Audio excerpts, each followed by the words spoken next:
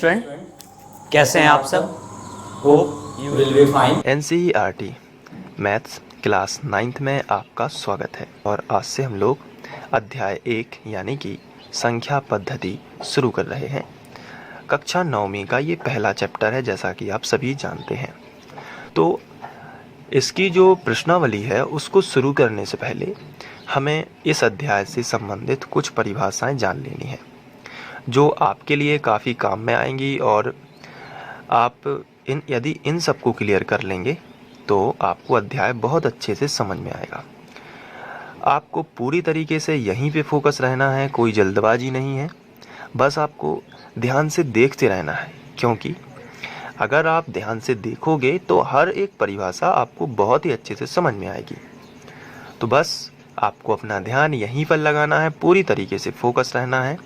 और ये अध्याय 1 का इंट्रो वीडियो है, तो आप इसको बड़े ध्यान से देखेंगे। तो चलिए स्टार्ट करते हैं। तो कुछ परिभाषाएं हम यहाँ पे देख लेते हैं। जैसे संख्या पद्धति में संख्याओं के बारे में पढ़ना है। किसके बारे में पढ़ना है? संख्याओं के बारे में। तो संख्याओं के बारे में पढ़ना है तो पहला जो टॉपिक आता है, हम लोग इसको पहले भी पिछली कक्षाओं में पढ़ चुके होंगे, लेकिन फिर भी यहाँ पे सभी का रिवीजन करते हुए आगे बढ़ना है, ताकि कोई भी चीज़ रह ना जाए और आपके अच्छे अंक आए। तो उसमें बात करते हैं सबसे पहले प्राकृतिक संख्याओं की। इसे प्राकृतिक संख्या भी बोलते हैं, यानी कि नेचुरल नंबर। और जो हमारा अध्याय का नाम है संख्या पद्धति, उसे बोलते हैं नंबर सिस्टम। तो चलिए, आपको इंग्लिश में भी जानना ज़रूरी है, क्योंकि जब आप आगे जाओगे तो आपको यही सभी टेक्निकल वर्ड जो हैं वो इंग्लिश में भी मिल सकते हैं। इसलिए थोड़ी थोड़ी आपको इंग्लिश भी यहाँ पे इम्प्रूव करते जाना है। चलिए, प्राकृतिक संख्या को क्या बोलते हैं बताइए? प्राकृतिक संख्या को क्या बोलते हैं? तो बोलते हैं नेचुरल नंबर। भूलना नहीं है, क्या बोलते हैं? Natural number. ठीक है, अब यहाँ पे मैंने लिख के रखा है, तो सबसे पहले तो वही बता देता हूँ। ऐसी संख्याएं जो 1 से शुरू होकर अनंत तक जाती हैं। कहाँ से शुरू होती हैं? 1 से शुरू होती हैं। और कहाँ तक जाती हैं? अनंत तक। नॉर्मली जो गिनती में प्रयोग होती है, जैसे आपने पहाड़ा देखा होगा, पहाड़े में गिनती कहाँ से शुरू होती है? तो आपका आंसर होगा 1 से शुरू होती है। कहाँ से गिनती शुरू होती है? 1 से शुरू होती है। तो 1, 2, 3 ऐसे चलती जाती है। 100, फिर 101, 102, फिर 200, फिर 201, यानी कि अनंत। अनंत का मतलब होता है जहाँ तक गिनती बनी हुई वहाँ तक, इसलिए ये डैश डैश लगाया जाता है। इस डैश डैश का मतलब ही होता है कि जहाँ तक गिनती बनी हुई है वहाँ तक, लेकिन शुरू कहाँ से हुई है? 1 से। शुरू कहाँ से हुई है? 1 से। ध्यान रखना है। तो प्राकृत संख्या क्या है? नेचुरल नंबर क्या है? ऐसी संख्याएं जो 1 से शुरू होती हैं और अनंत से जाती हैं, अनंत तक जाती हैं, उसे हम क्या बोलते हैं? प्राकृत संख्या। याद हो गया ना? प्राकृत संख्या क्या है? जो 1 से शुरू होती है और अनंत तक जाती है। अच्छा, अब यहाँ पे मैं आपसे कुछ पूछता हूँ। तो चलिए मैं पूछता हूँ, देखते हैं आप पे बनता है कि नहीं। मैंने यहाँ पे लिखा 5। अब मैं आपसे पूछ रहा हूँ कि 5 क्या प्राकृत संख्या है? मैंने लिखा 5, मैंने आपसे पूछा कि प्राकृत संख्या है क्या? तो इसका जवाब होगा हाँ, 5 प्राकृतिक संख्या है, यानी नेचुरल नंबर है। क्यों? क्योंकि 1 से शुरू होने के बाद जितनी संख्याएं आ रही हैं वो सब किस में गिनी जाएंगी?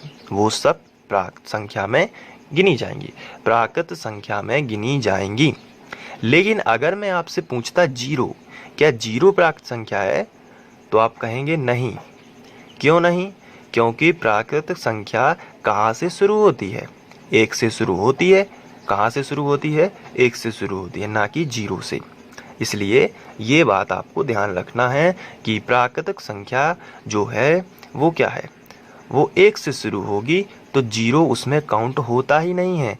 अगर आपसे कहीं सत्य असत्य में पूछ लिया जाए कि 0 एक प्राकृतिक संख्या है, तो आप लिखेंगे असत्य। ठीक है, क्या लिखना है? असत्य, क्योंकि प्राकृतिक संख्या कहाँ से शुरू होती हैं? 1 से शुरू होती हैं। चलिए, तो इसकी डेफिनेशन आपको नोट कर लेना है। तो आप वीडियो को पॉज करके इस तरीके से लिखते जाएंगे, एक एक सवाल भी लिखना है आपको, क्योंकि इससे होगा क्या कि जब मैं वीडियो आप नहीं देख रहे होंगे तो भी आप इसको कर पाएँ, क्योंकि एक बार देख लेने से आप इसे याद कर पाएंगे। तो आप वीडियो को पॉज करके ये परिभाषाएं लिख सकते हैं। इसके बाद आगे बढ़ते हैं और दूसरी परिभाषा आती है पूर्ण संख्याएं। पूर्ण संख्याओं को बोलते हैं होल नंबर। क्या बोलते हैं? Whole number, WHOLE, whole number. तो अब इसके लिए परिभाषा लिखी गई है, ऐसी संख्याएं जो 0 से शुरू होकर अनंत तक जाती हैं। अब यहाँ पे देखिए, प्राकृतिक संख्या कहाँ से शुरू हो रही थी? प्राकृतिक संख्या कहाँ से शुरू हो रही थी? 1 से। लेकिन पूर्ण संख्या कहाँ से शुरू होगी? 0 से। पूर्ण यानी कि पूरी संख्या, पूरी यानी 0 भी शामिल कीजिए उसमें, 1 2 3, तो 0 से स्टार्ट होगी और फिर ये अनंत तक जाएगी। तो बस इतनी सी बात है कि प्राकृतिक संख्या में अगर 0 ऐड कर दिया जाए तो वो पूर्ण संख्या बन जाती है, क्योंकि 1 2 3 ये क्या है? या अगर यहाँ से काउंट करें तो ये कौन सी संख्या है? अभी पढ़ा है, ये कौन सी है? प्राकृतिक संख्याएं। लेकिन अगर इसमें 0 भी ऐड कर दिया जाए तो क्या बन जाती हैं? पूर्ण संख्याएं। तो अब आपको तो याद हो गई होगी, क्योंकि प्राकृतिक संख्याएं कहाँ से स्टार्ट होती हैं? प्राकृतिक संख्याएं 1 से स्टार्ट होती हैं, लेकिन पूर्ण संख्याएं 0 से स्टार्ट होती हैं। कहाँ से स्टार्ट होती हैं? 0 से। तो देखिए यहाँ पे लिखा गया है, ऐसी संख्याएं जो 0 से शुरू होकर अनंत तक जाती है। कहाँ से शुरू होती हैं? 0 से। और कहाँ तक जाती हैं? अनंत तक जाती हैं। अर्थात यदि प्राकृतिक संख्या में 0 और सम्मिलित कर दिया जाए, किसमें? वही बात, इन संख्याओं में, नेचुरल नंबर में। यानी कि प्राकृतिक संख्या में क्या शामिल कर दिया जाए? 0 और शामिल कर दिया जाए। तो आप ये जो आपको प्राकृतिक संख्या दिख रही हैं, इसमें अगर 0 और ऐड कर दिया जाए तो ऐसी संख्याएं क्या कहलाती हैं? पूर्ण संख्याएं कहलाती हैं। तो बस सिंपल भाषा में याद कीजिए, जो 0 से शुरू होंगी तो पूर्ण संख्या, जो 1 से शुरू होंगी तो प्राकृतिक संख्या है। फिर से समझिए, जो 0 से शुरू होंगी तो उन्हें क्या बोलेंगे? जो 0 से शुरू होंगे उन्हें क्या बोलेंगे? बताइए। पूर्ण संख्याएं। और जो 1 से शुरू होंगी उन्हें क्या बोलेंगे? प्राकृतिक संख्याएं। देखिए कितना सिंपल है ना। अच्छा, इसे W से क्यों दर्शाते हैं? क्योंकि जब हम पूर्ण संख्या लिखते हैं तो पूर्ण का मतलब होता है इंग्लिश में होल। W, इसकी स्पेलिंग इस तरीके से, तो WHOLE। इसलिए इसे किससे दर्शाते हैं? W से दर्शाते हैं। तो इसका जो संकेत है वो W है, इसलिए W के बराबर लिखा है 0 1 2। ये देखिए 0 से स्टार्ट है ना, तो इसे हम क्या बोलेंगे? इसे बोलेंगे पूर्ण संख्याएं। तो अभी तक हमने क्या क्या सीख लिया है? अभी तक हमने सीखा है प्राकृतिक संख्याएं 1 से शुरू होती हैं और पूर्ण संख्या 0 से शुरू होती है। बस इतना ही तो सीखा है। चलिए आगे बढ़ते हैं, बात करते हैं परिमेय संख्याओं की। परिमेय संख्याएं क्या है? तो आपने अक्सर देखा होगा बटे वाली संख्या, ऐसी 3/5, 7/3, तो ये है परिमेय संख्याएं। ऐसी संख्याएं जिन्हें P/Q यानी अंश और हर के रूप में लिख सकें। देखिए ये बटे में जो लिखा रहता है, इसका ऊपर का हिस्सा क्या कहलाता है? ऊपर का हिस्सा अंश कहलाता है और नीचे का हिस्सा हर कहलाता है। नीचे क्या चलता है? हर। हर यानी कि हल, खेत में क्या चलता है? हल। और अंश यानी ऊपर, अंश यानी क्या होगा? ऊपर, और हर क्या होगा? नीचे। इससे अगर हर नीचे है, हल नीचे है, तो अंश कहाँ होगा? इसकी ट्रिक बना लीजिए। नीचे वाला क्या कहलाता है? बताइए। नीचे वाला हर और ऊपर वाला अंश। नीचे वाला हर, ऊपर वाला क्या कहलाता है? अंश। इस तरीके से हम इसे जल्दी से याद कर पाएंगे। तो परिमेय संख्याएं क्या है?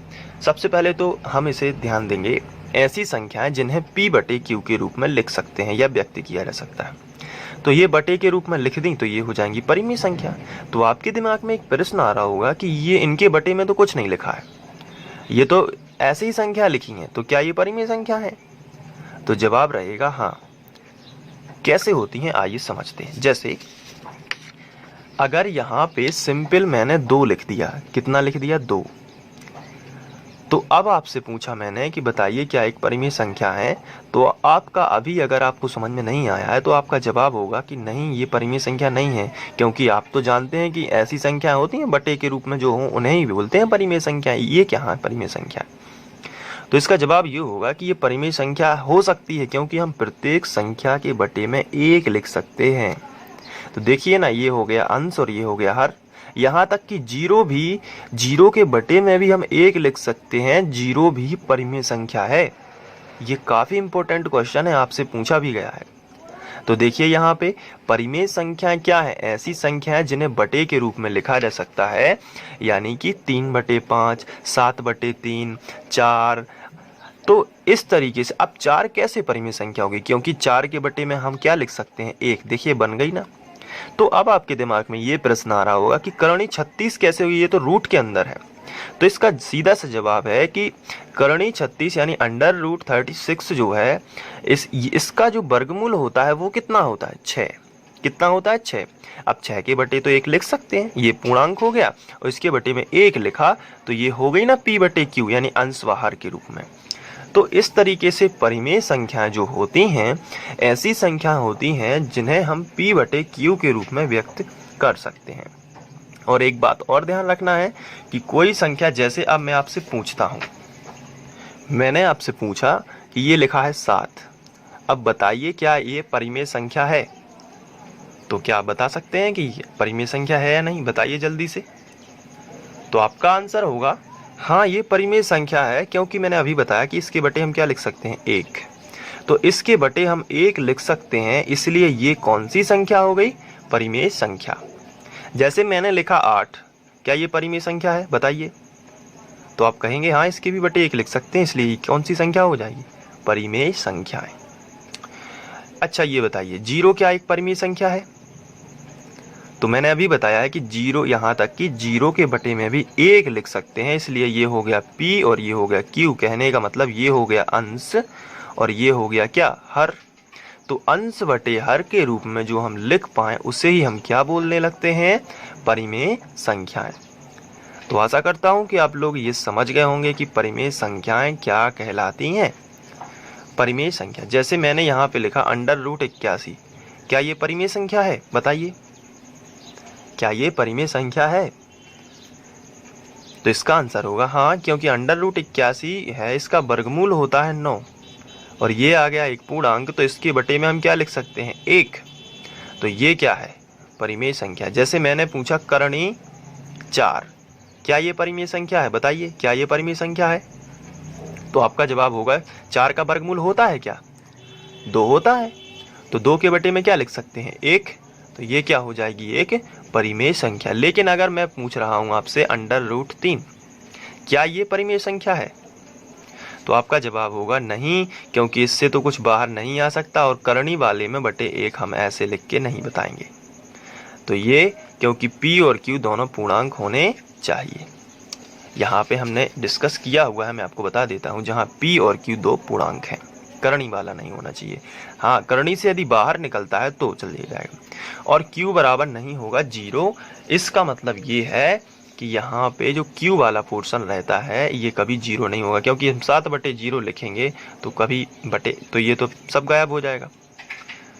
तो इसका मतलब ये है ये अनंत या कुछ 0 बनेगा, ऐसी स्थिति में हम नहीं बोल सकते। अगर ऊपर 0 है और नीचे 0 है तो इन दोनों स्थितियों में अनंत या 0 बनेगा, लेकिन हम वो अभी नहीं समझना चाहते, क्योंकि हम इसको पहले हम परिमेय संख्या समझ रहे हैं। तो इस तरीके से हम परिमेय संख्याओं को क्लियर कर सकते हैं। अच्छा, परिमेय संख्याओं को इंग्लिश में क्या बोलते हैं, तो इसे बोलते हैं रेशनल नंबर। क्या बोलते हैं, रेशनल नंबर। ये आपको याद रखना है, रेशनल नंबर यानी कि परिमेय संख्याएं। तो अभी तक हमने क्या पढ़ा, प्राकृतिक संख्याएं। क्या क्या पढ़ लिया है, प्राकृत संख्याएं जो कहाँ से शुरू होती हैं, 1 से शुरू होती हैं, अनंत तक जाती हैं। दूसरा हमने क्या पढ़ा, पूर्ण संख्या जो 0 से स्टार्ट होती हैं और अनंत तक जाती हैं। फिर हमने क्या पढ़ लिया है, परिमेय संख्याएं। परिमेय संख्याएं ऐसी संख्याएं जो बटे के रूप में हो या ना भी हो तो बटे 1 लिख सकते हैं, और अगर करणी के भीतर हो तो ऐसी संख्या जो बाहर निकल सके तो फिर उनके बटे 1 लिख सकते हैं, यानी p/q के रूप वाली संख्याएं परिमेय संख्या कहलाती हैं। अब हम पढ़ने वाले हैं अपरिमेय संख्याओं के बारे में। तो देखते हैं अपरिमेय संख्याएं, इन्हें हम बोलते हैं इर्रेशनल नंबर। अपरिमेय संख्या यानी इर्रेशनल नंबर, ऐसी संख्याएं जिन्हें p/q के रूप में व्यक्त नहीं किया जा सकता। परिमेय क्या थी, जिन्हें p/q के रूप में व्यक्त किया जा सकता है। तो अपरिमेय क्या होंगी, जिन्हें p/q के रूप में व्यक्त नहीं किया जा सकता। जैसे पाई। पाई एक, देखिए यहाँ पे कई बार पूछा गया है कि पाई कौन सी संख्या है, तो याद रखना है ये कौन सी है, अपरिमेय। अपरिमेय √2 जो है इसका वर्गमूल नहीं होता है, इसका वर्गमूल नहीं होता, इसलिए इसके बाहर कोई भी अंक नहीं आता है, और इसके डायरेक्ट बटे लिख नहीं सकते क्योंकि ये पूर्णांक नहीं है, इसलिए अपरिमेय होगी। करणी 3, इसका वर्गमूल नहीं होता है। ये देखिए दशमलव वाली संख्याएं जो बार बार रिपीट होती हैं, दशमलव के बाद 101 फिर रिपीट होती हैं, दशमलव के बाद 101 फिर 101 फिर 101 होने वाला था डैश डैश, तो ये भी क्या है, अपरिमेय संख्या। पाई का मान भी होता है 3.14, कुछ बहुत स्थानों तक होता है, लगभग 50 स्थानों तक, या उसके मतलब इसका तो अनंत है, लेकिन यहाँ पे दशमलव के बाद ये संख्या बढ़ती जाती हैं, तो इसलिए दशमलव लग गया है, तो ये अपरिमेय संख्या होगी। तो इस तरीके से हम बोल सकते हैं कि छोटी करणीय में जो संख्याएं होती हैं जिन्हें p/q के रूप में नहीं लिखा जा सकता। अगर यहाँ पे करणी 4 होता तो ये परिमेय हो जाती, अगर यहाँ पे करणी 4 होता तो ये परिमेय हो जाती। क्यों? क्योंकि करणी 4 से हम 2 बाहर निकालते और इसके बटे 1 लिख सकते। देखिए ना, 2/1 p/q के रूप में होगी, क्योंकि 2 भी पूर्णांक है और 1 भी पूर्णांक है। तो यहाँ पे हम देख चुके हैं अपरिमेय संख्याओं के बारे में। अब बात करते हैं आगे की, जिसे हम बोल रहे हैं वास्तविक संख्याएं। इसे बोलते हैं रियल नंबर। वास्तविक को क्या बोलते हैं? Real number. अब ये रियल नंबर क्या है?